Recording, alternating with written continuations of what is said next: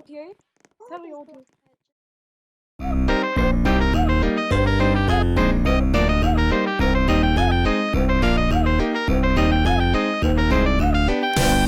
Every day I go to a school that likes to help with learning. 1, 2, 3, they're the keys. Basic math, very easy. To Baldi's world of fun where no one leaves till educated. Every door is locked up tight. Stay inside till we're graded. The students try their best to better their education. Comprehend the material. Study hard, relay every detail. Nobody wants detention. We only want attention.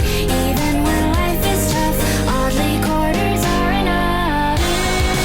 This is how we live our life, searching for the answers inside of every page. And I'm here wondering if one day we'll finally be free from this stage. Is it okay to have a feeling that maybe there is more to this game?